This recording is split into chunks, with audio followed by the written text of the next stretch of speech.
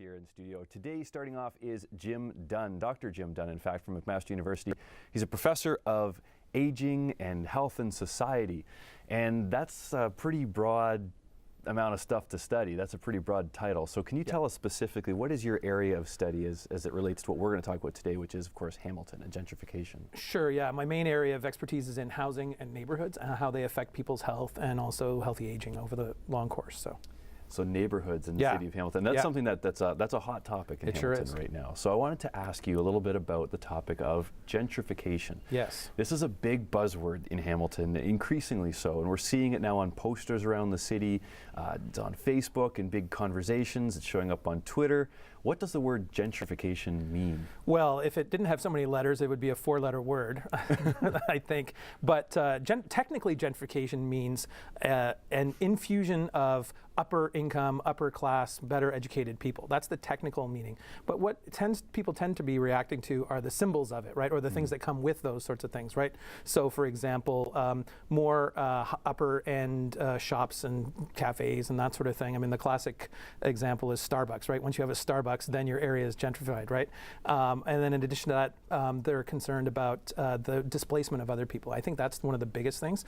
And so I think it's important not to get confused too much about gentrification per se, because there's always changes in the social composition of neighborhoods, right? So some of them have different kinds of changes, right? Some of them have people leaving, for example, and some of them have people arriving of different social classes. But the thing is that what we're concerned about, and I think what a lot of the opponents of gentrification are concerned about, is the potential for displacement, and that can happen in a bunch of different ways.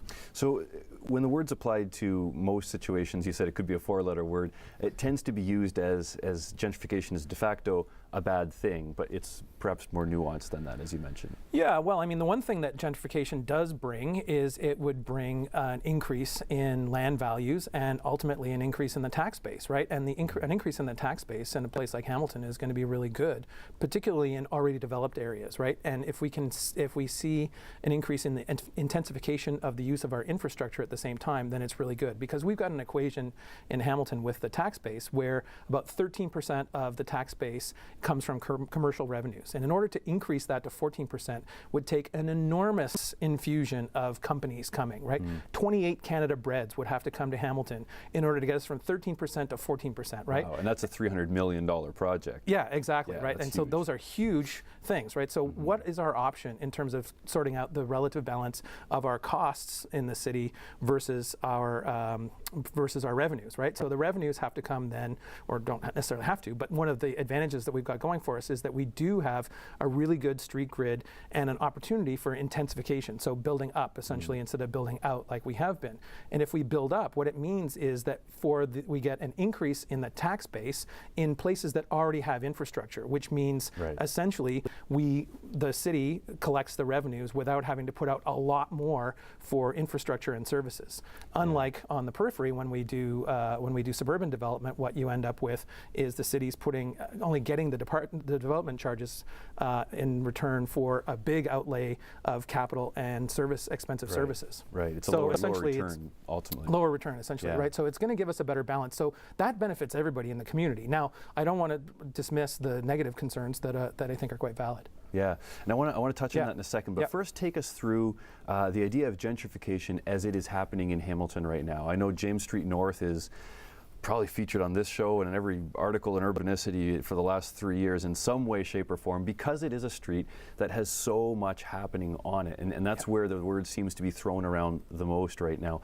But take us downtown Hamilton. What does gentrification look like now on James North in downtown? Well, some of the studies that have been done on gentrification elsewhere have shown that there's an increase in people working in specific kinds of job sectors, right? And artists and in the arts industry and cultural industries are certainly one of those. And that's something that's happening in James Street. So technically, indeed, we are seeing the front edge of gentrification taking place, because it does attract artists, right? So essentially it attracts people who tend to be educated, not necessarily high income, but who are working in arts and cultural industries, who need inexpensive places to live, sometimes in live-work kinds of situations.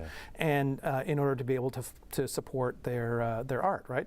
And that's certainly what we're seeing. And they tend to be more attracted to heritage kinds of locations and with kind of urban streetscapes and so forth, right? I mean, essentially, James Street North might be the old Queen Street West, right? I mean, one of the stories going around is that so many times. Once Queen Street West got too expensive, then all the artists started coming to James Street North in Hamilton. Yeah. So that's what we're seeing is indeed happening, and it's very typical.